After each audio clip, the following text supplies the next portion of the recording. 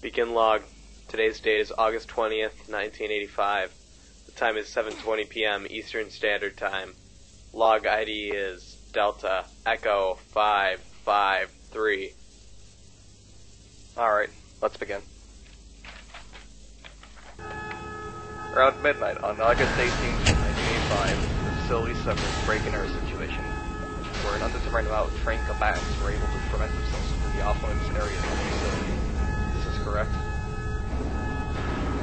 Yes. From there, said combatants were able to bypass and replace security systems and trigger a protocol self-dump contingency plan via a self-manufactured site access card. They were additionally able to find a spare warhead Arbin key to access step 4 in a protocol self-dump sequence, that being the detonation panel. Is this correct?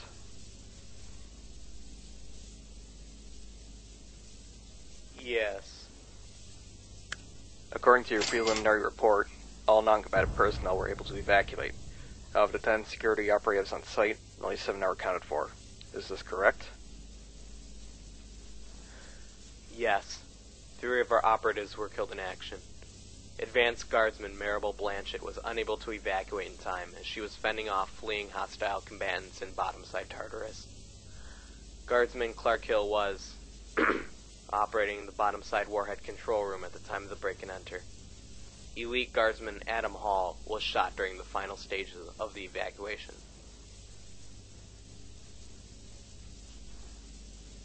Well, ain't that fantastic?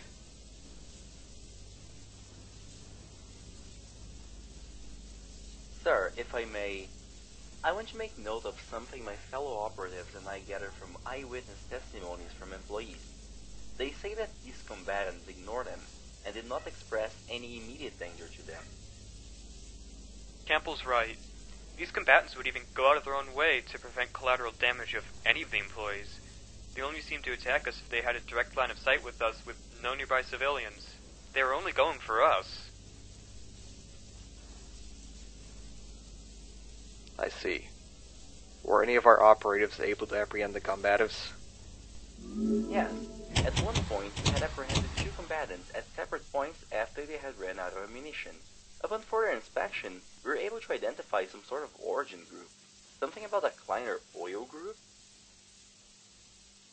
Unfortunately, we weren't able to take any of the combatants alive with us. We had to leave as soon as possible due to the rushing onslaught of other active combatants. As far as we know, none of them got out, but we don't know for sure. Well, clearly, they managed to get in without using our front door, so one could imagine they'd do the same when it came to leaving.